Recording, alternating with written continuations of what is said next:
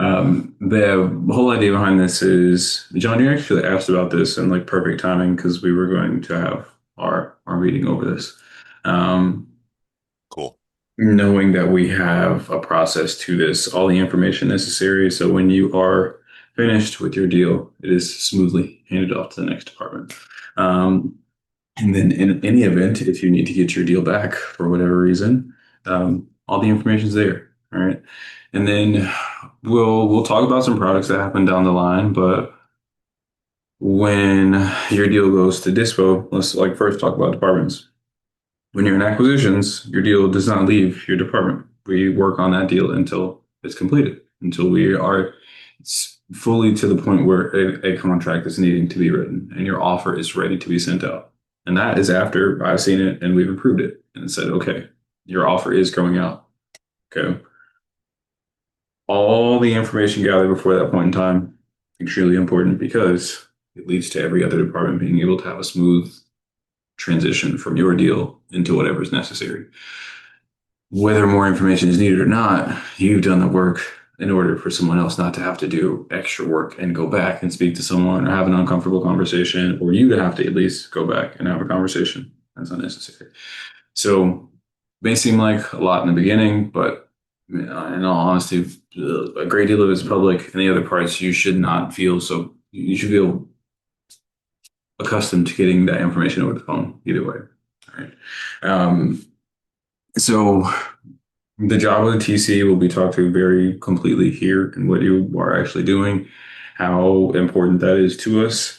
And again, going back to just finishing on departments, when the deal actually goes to dispo and you are in acquisitions and you want your deals to be sold, one of the best things that you can do is provide the dispo department with everything that you could have possibly gotten down to issues that the seller may have ran into in the first few years of owning the home, new renovations, what renovations they thought they could do in order to, put some more equity into the home, like all the little nuances that could help project better price or give a better idea to the buyer as to how this could be situated for them.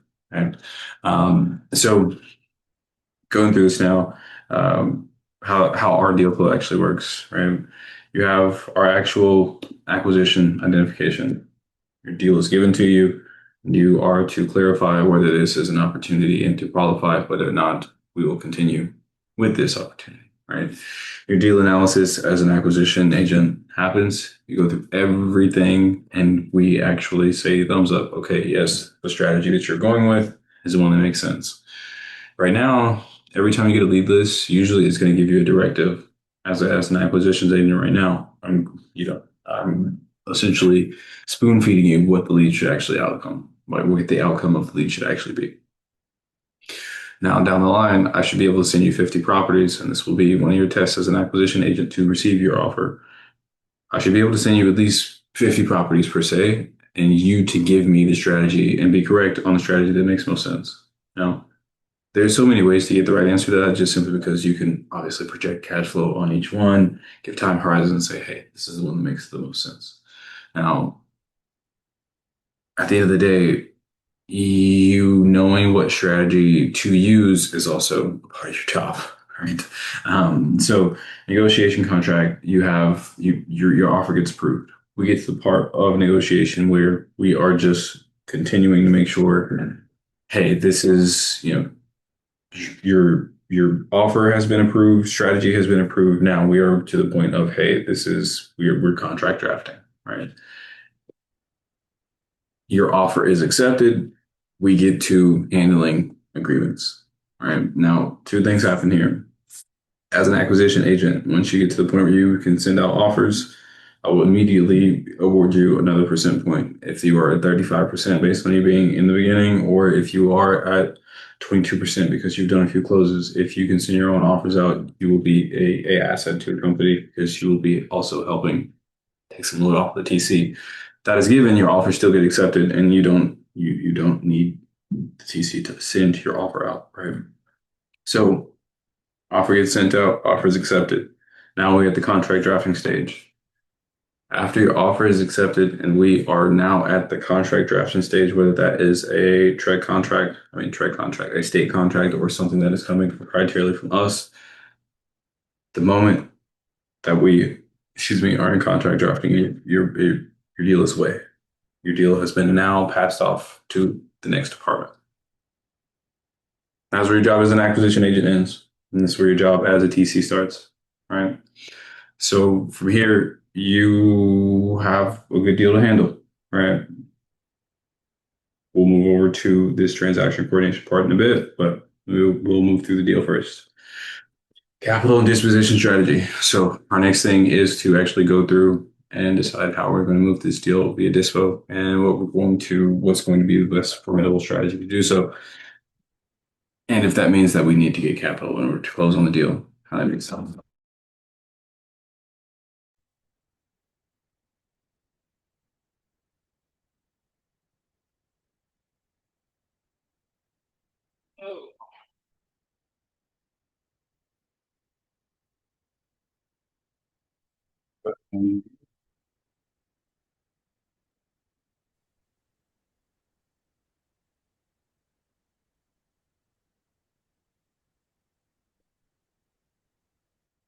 Right.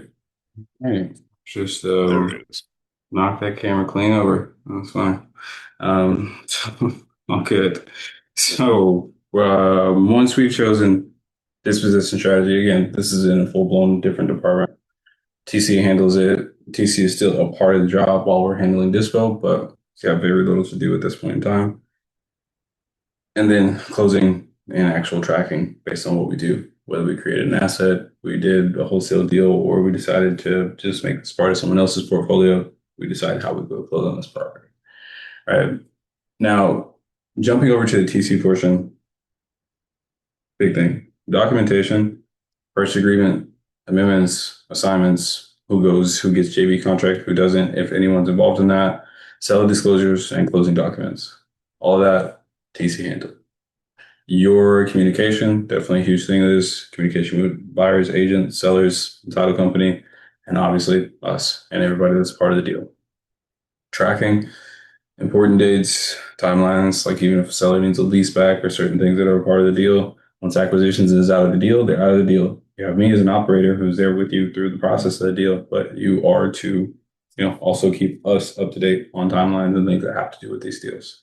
Right. EMD deadlines, we are very straightforward. 72 hours from the day that they accept our offer. No sooner, no later. Right. If we do it sooner, it'll be because we have a either wild incentive to close the property or because was the approved. We like I'll send it in 24 hours in order to sway the deal. Sometimes I'll say, okay, we'll send EMD tomorrow because we're wholesaling, and so I'd like them to know transparently, hey, we'll put the money up. It's the end of the game immediately. Um, Inspection periods.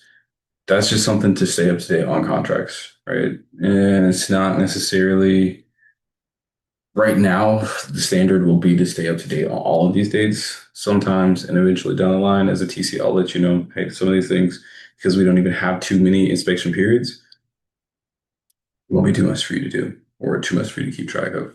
And then closing timelines, obvious contingencies, whether we have any contingencies at all. And then your risk management, like the biggest things for me to stay on this is compliance, make sure no laws are being broken. State to state, those things will change and those things will be different, but you'll learn, especially in the areas that we do most deals in. And sometimes you'll be learning on the fly with me. I learn every day. So I will never say to the TC, you need to know everything. You need to know every state law. You need it. It's impossible. New things happen. New things get passed. New things get practiced and not passed. New things get respected and kept as a standard, still not passed. As there's little nuances that you just need to keep your ear to this as a whole be easier. Contingencies, issue resolution, problem solving, all things to kind of risk manage from your end. Problem solving is just general, right? Eventually, you will get better at contract drafting and certain terms and things that need to be in contracts that'll make you and your value just more attractive just based on, hey, this is something that could be helpful in this contract. Now, this deal flow is pretty straightforward. Just kind of went through this. Um, everybody's like I said, the TC joins at this point in the deal. After you've got your offer out and accepted, TC should be a part of every point after this. Before that, you were an acquisition agent. You were doing everything you can to get your deal to the point of closing. Right now, we're gonna go over this conversational framework, maybe used for another thing. But so here's all this information that is necessary in order for you to get this deal over to the next department. Now, lead presentation requirements. This is important because if this is not met, then essentially what happens with the acquisitions department is you guys ask endlessly, hey, what do you think about this deal? Now, when you give all of this information and even 75% of this information, I can tell you whether or not that's a deal in 75 seconds or less. Now, when you ask me, hey, do I think this is a deal? And you haven't provided even half of this information, now I have to do your job. That doesn't make sense, right? If you need help, or you're asking for, blues clues, I gotcha. But on the other end, you providing this information a lot of time will give us both clarity on whether or not this is a deal. Going over this property information, that's also all public, easy to find. Don't need to talk much about this. Financial information. There are nuances to this and some like little information that you can get, like, hey, the seller bottom line is, agent expected outcome is. Yes, these are things that are tip top, right? Now, motivation and situation. That's something that you have to get over the phone. That's going to take real notes, right? This is not something that they're just going to give you. There's no seller's disclosure on, hey, this is why I'm selling my home and this is why I need this number. Not that section. You need to be a part of your actual deal on. And those notes are still very important to us. Seller's motivation, timeline to sell, any special circumstances, if any. Why are they selling now? Why is it listed now? And what happens if they don't sell? Right? Some people don't care if they don't sell. So it's a small question, but an important conversation now. Advisor and team notes. Potential red flags. Hey, they said they have a foundation issue. They don't know how large it is, but they know that they have a foundation issue. Okay. Strategy and thoughts. I always want to get your thoughts on a property, whether or not you think they're good. Still want to know, right? No matter how new you are, no matter how savvy you are, I would still like to know what you think is, a good strategy for the property. Next step recommendations. Hey, on your end, what do you think is supposed to happen next on this property? Now, again, to the easier ones, seller information. Some of that's public, some of that I get from the agent just to keep a little note, little bubble. There are action items that I ask for over the phone just to keep this level of seriousness high and action items between myself and an agent. And it also lets me know whether or not they're serious. One of those things, and heard me doing it on my calls, hey, can you text me your email? It is on purpose. I sometimes have their email pulled up in front of me and will read it out to them and still ask them, can they text me their email? Why? Because it's an actual action. They have to physically do that differently than just, hey, this is your email, right? Another thing that I do, and this is a verifiable thing, you can go on county record, you can go on PropStream. A lot of times is very correct. You can use our tool, Land ID. There's a bunch of things you can use, but the seller's name. Hey, could you get me the seller's name or the preferred name on the contract? Text message. Not on phone, text message. Action item. You actually have to do it. Right? My level of seriousness and also keeps us in workflow together. Helps, works. Email address, seller's information, email address, preferred contact method, all that stuff. Easy. Agent, easy, right? Deal structure preference. This is like a multiple choice question. And I would just like to know your answer to it. Comparables and supporting data. We have talked about this and we will continue to talk about this because this is where a lot of deals suck. It's because they never got good comparables. And so they never had a good number. They never knew what a good number was because they priced their comparable to retail on a property that isn't that.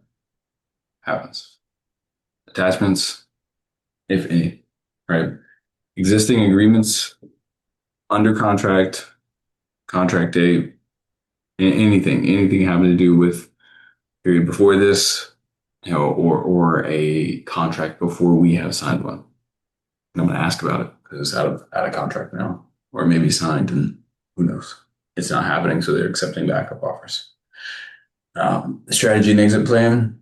I want to know your thoughts on the strategy and exit plan every time. Every time. Your thoughts on this, especially until we are in the practice of like, hey, I know John is working on sub twos in South Florida. I'm gonna leave him to it. I don't need a point every time. But in this beginning stage, while we're all figuring it out, definitely want to know your strategies, your exit plan, why you chose this, why you got this number, how you got this number, what's the value of this. Those are all important. Now, urgency and priority. That's priority from the seller. Why are they selling? Why is this a priority? Why do they need to sell right now? What are any key numbers that I can hit in order to get them to a point of urgency, priority? How can we help? Right now, you get all this stuff. Again, some of this is copy and paste from the internet, from Zillow, from the listing. Copy and paste, easy stuff. You get all of this. That checklist for the TC is easy, right? Because all they need to do is start to get to drafting.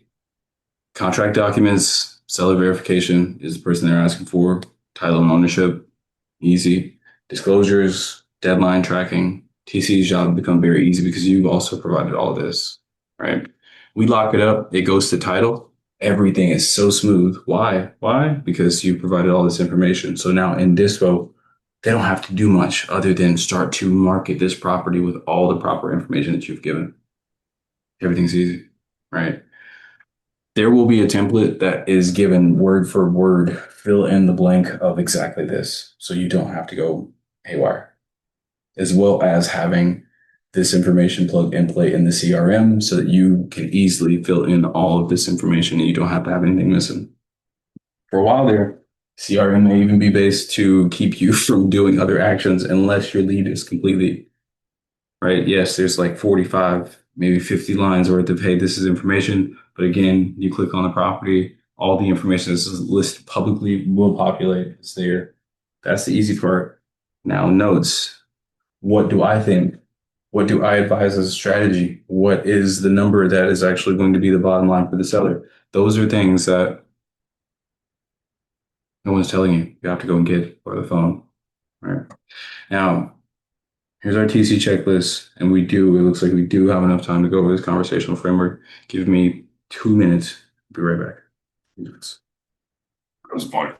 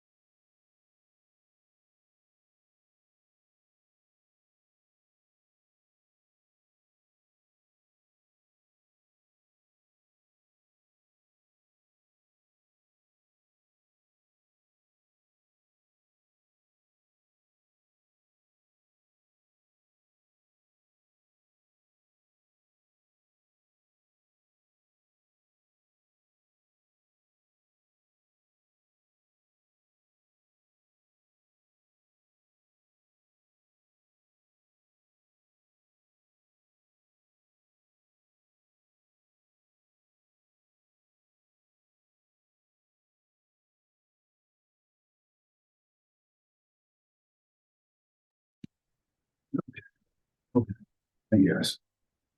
All right. So all of this TC checklist. Kathy, it's gonna be shared with you, so no stress. And there's like three other pages that'll be shared with you around things to keep kind of housekeeping around TC stuff. But this is the nitty, the gritty, main stuff that we kind of need to go over. So lead receive submitted by your by the actual acquisition agent right now. It's going to be handled by me and the acquisition agent. So directly, Key, Kathy, both of you will get the lead from me directly, or at least an approval from me, or at least the acquisition agent will give us a thumbs up, say, hey, manifest this is fine. All good. You need to review everything that's there as well and make sure that you have everything for your checklist. Otherwise, I'm not going to be, frustrated with anyone aside from you because you, after even the approval, you've seen everything and, there are things missing. Deal can't move forward, progress, things are missing. All right. So quality assurance, you are the last set of eyes before things get the title. Right. So transaction file created in our actual operating system, whether that's in the Notion that we use or within the CRM, that process is being solidified now, but you will open a file with that property address in order to move forward. Saying that because to have a shared server right now, we're not there as shared server, but there is a place inside of Google to share it, but I don't want all of the contract files to be shared inside of Google, but not to digress. It's that point. All right. File open, contract executed, meaning we have all parties signed, everybody's ready to go, all good. All right. At this point, this just means that you've managed the checklist well, you've done your job all the way up until, right? Ready for closing, exit, everything's done. This just means that, buyer could be aligned, our finance is aligned, everything is there in order for us to push the deal forward. And then, hey, deal close, done deal, right? So things that you need, this again, your handoff requirements in order for you to move forward, all the things that we just talked about, right? Some of these are like agent role, listing, co-listing, broker. You know, if you don't have, you could find out, but I also, as a TC, want you to hold your acquisitions manager to a pretty high standard. Excuse me. So don't do their job for them. I will always tell you, don't do their job for them. Don't make it a habit out of doing their job for them. Especially within our acquisitions team, our acquisitions agent are not doing you a service. They're not paying you on the deal, right? We are working as a system. We work as a team together. So it's imperative that you also say, hey, buddy, then provide me all the information necessary in order for me to push this deal forward. Can you get this for me? Because you will have your own department and own things to run, your own things to work on. Doesn't make sense for you to be going flip flopping, doing the agent's work. And before you know it, you have messed up the process because you created the lazy agent dependent on you bringing in information. All right. So, in order to keep everything proper, make sure you go back to your agent and say, hey, buddy, I don't have the information I need. Right. These are all steps to the contract closing, from contract and opening, pre-closing, knowing review title for issues, disclosures received, HOA docs, right? Due diligence, appraisal, inspection period, updated timeline if there is needed one, if we need to extend that period, whatever it is. All the communication is important. Keep seller updated, keep agent updated, keep us updated, keep me updated, internal updates, all of the above. Closing and prep. Just verify everything. Make sure everything is the way that it's supposed to be. Make sure everything is the way that we communicated it from the gate. Or, something's missing. It's at this closing and prep stage. Even if it's at the end and something is missing, we have not gone over a piece of due diligence or something that we should have. Oh, wait. We say, okay, let's go back and make sure we gather this information in order to push the deal forward. Right. Post closing, funds confirmed, everything is dispersed the way that it should be. Gathered the HUD, everything's good. Right. Transaction follow up. If there is anything following the transaction or anything that's necessary on that, we do it at that point in time. Right. So the, larger responsibilities, protect the contract, protect the asset at every point in time. I say protect the asset. If it's us buying or not us buying, obviously we want to ensure that we were protected in the process. If it's our client, we want to make sure our client was protected in the process and we were protected in the process. Communicate constantly. There's no over communicating in the TC process. It's almost best that you communicate as much as possible, even if the update is no update. Right? Manage the timeline. 30 days, 45 days, 60 calendar days, whatever it is, it's imperative that you are on point with timelines and that you're keeping everyone else up to date with that as well. Whenever we're on direct to seller communication, the deals are very much like they could be way much longer timelines. And communication is a lot different because sellers direct to seller expectation on communication is very much different from just regular communication. Um, so your success metrics, things that would make you and have you feel like a good TC, this on time closing, 95%, if not all your deals close on time. Accurate documentation, 100% in all your documents are on point, right? Your file is on point. If I had to go through and say, okay, every checklist that I go through of Kathy's, none of her information is ever missing. Clear communication, someone should be able to see the story of your deal from beginning to end in totality without ever having a hiccup as to what happened with this deal. Relationship score, I mean, people should love you just as much as they love, the acquisition agent, myself, Dispo, the buyer, whoever it is, because you've done such a good job at building rapport in the midst of everything that's going on and your communication. I've appreciated pretty much most every TC that I've worked with because of the communication that they brought to the table. Now, these are things to, again, red flags escalate like immediately, right? Miss an upcoming deadline. If we missed something for whatever reason, EMD was missed. We were supposed to get a document on this day. We didn't receive it from the agent. They were supposed to sign this document. It hasn't been signed. Whatever it is, bring that to me, please. Or bring that to the agent. Expect the agent to go and communicate it to me, but start to communicate up the chain in some way or another. All right. Title issues. If a lien is discovered that we didn't know beforehand, please, you can call me in the same day. Could be my birthday. Just give me a call. Let me know. Seller unhappy, communication issue. If something happens, sometimes on these direct to seller deals, could be sometimes on direct to agent deals. It's been too long since we communicated, whether that's a day, 2 days, a week, a month. Make sure you work with whatever's there, right? Communicate, but you can also just bring the issue to me, work from there.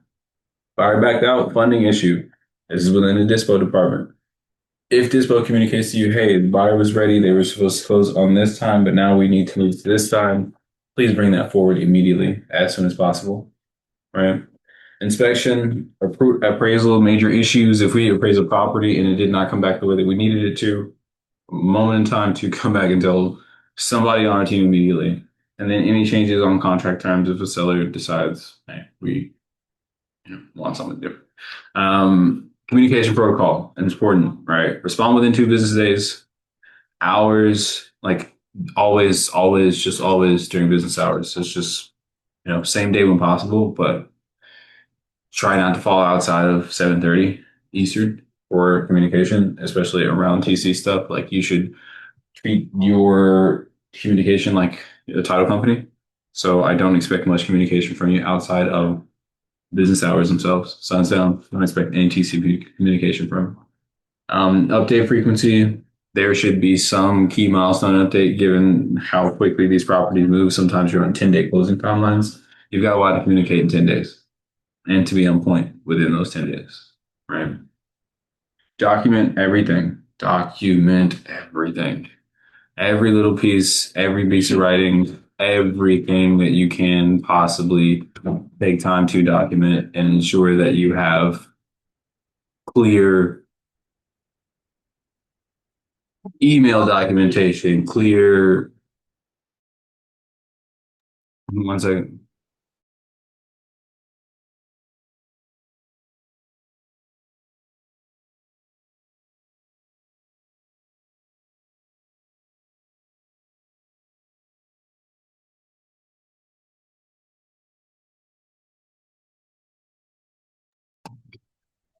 All right. So we also the thanks for remembering this. We've literally gone over every piece of this. So the conversational framework, I'm actually going to save for when we go over our actual when we have our day of calls.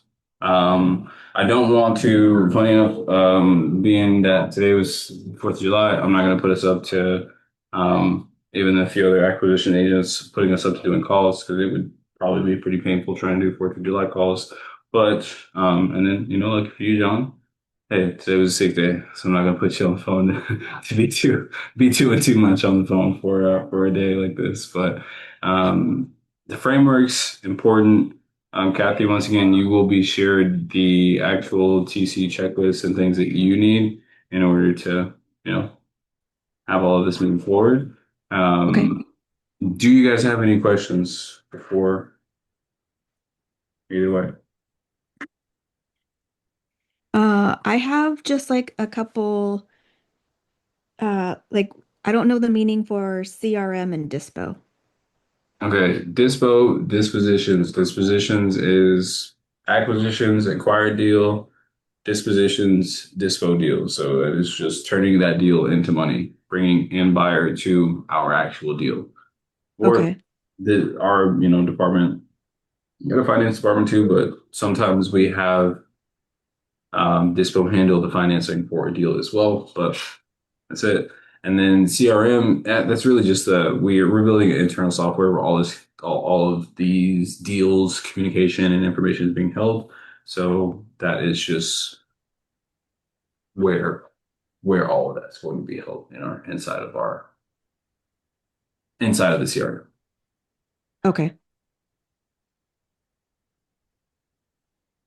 John, what you have for? Okay, I just want to write that down before I forgot it. I actually had two questions real quick. There was another company that I looked at once upon a time that they had a virtual call center where we would have like all the acquisitions people in this virtual room, and we could see each other on camera, and it formed kind of a synergy with everybody with the energy instead of maybe feeling like we're on an island a little bit. We're like in a room, almost like Boiler Room. Remember the movie? Yeah, Everybody's in there and feeding off the energy and things like that. yeah, I didn't know if that was something that might be on the horizon or had been thought about. And second thing was in terms of calling hours.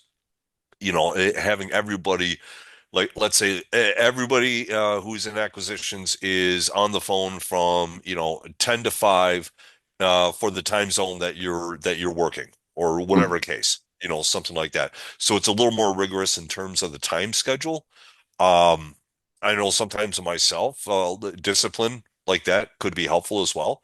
yeah. But maybe for other people too. But those are just a couple of things that came to mind over the weekend here. Yeah, yeah, 100%. The first idea definitely for at least our like call hour, like at least a power hour for everyone to get started. I'm definitely have thought about implementing this recently. I like the idea of having like like an online remote acquisitions room kind of thing. Like even the setup practically, I could allow someone the Zoom account, leave it open, and you guys could just break off into a meeting room. Yeah, There you go, something like that. Yeah, yeah. yeah, Um, I don't know. For me myself, when I'm in a phone call situation, like when I was a stockbroker or selling insurance and things like that, being in a room and having that synergistic energy with other people on the phone doing a similar thing with similar goals, literally feeding off that energy and their tone, and hey, let's go get it, and learning things too from what they're saying. How did you right, phrase that? Your tonality. Maybe I right. can use that and incorporate it. We can always learn from each other. So that was another thing I was thinking about. Yeah, yeah. I like that. I like that. We'll definitely do So some exploring there. for whatever it's worth. I think you had But your second question. I'm sorry. oh, sorry, excuse me. No, that was it. That was it. Just Okay. thinking about, calling hours and Oh, calling hours. Yeah, yeah. The calling hours are definitely good. yeah, something like that. Like if I'm working Central Time Zone, Houston, Colorado Springs, things like that, then I would be calling, let's say 9 a.m. to 5 p.m. Central Time, which would be 10 to 6 Eastern Time. So Right. I know that, I should be on the phones from 10 to 6 or, doing work related activity of some kind, right? Right. But ideally that would be calling times and my prep time, get your coffee and everything, that would be before 10, take a lunch break in between, but everybody's coming in and out of that virtual room in the office, and making 1,000 phone calls a day or whatever the case. Yeah. Yeah. Yeah. I actually really like this. I really like this. And then because we have the team split, so we actually could do the breakout rooms and say, okay, There you okay, go. Exactly right. at least from like call sprints, like because again, it's all about sprints for me. So I'll say, from 1 to 3, let's all get in here and at least have this sprint worth of calls. Central Right. time zone, especially if you're on, may have a later one for the West Coast time zone. If you got West Coast leads, meet from 5 to 7, meet from 5 to 6, or whenever it is, and then we just sprint through it. But yeah, I do like that approach. We And should then we'll see about implementing that. and then maybe like a 15-minute huddle before we jump on the phones, like a rah-rah session. Okay, we got this going on, and hey, shout out to this person. They got this deal Hmm. closed, and things like that. Get everybody pumped up. Be like, okay, let's go out and get the next one. Yeah, Then you go in your breakout room and start dialing. yeah, yeah, 100%, 100% healthy things to implement You know, all about the energy. for sure. Right, right. You Yeah, know, it's contagious. it really is. It really is. I threw it out there to some other of the acquisitions people as well. Role playing anytime. Yeah, The more we can beat up each other, the easier it is when you're live on the phone with an agent. it's very true, right? Right? You Right? know, during sparring, it's very easy to get in You there know, when your tra friend's been training trying to kill you. training should be easy battle. Right, right. Make battle easy. I don't know the exact phrase, but make training harder than the actual calls, Yeah, and that increases the chances of success. 100%, 100%. So that is all I had. Yeah, thank you, thank you. Do you, Kathy, you got anything else? No. Oh, okay, okay. So this was supposed to be a quick sesh. Try to be concise on these, especially on a holiday. Not like Fourth isn't a holiday, but we just pop fireworks, barbecue. So yeah, it's all good, all good. I'm gonna, if I haven't stopped already, I have to, okay, yeah.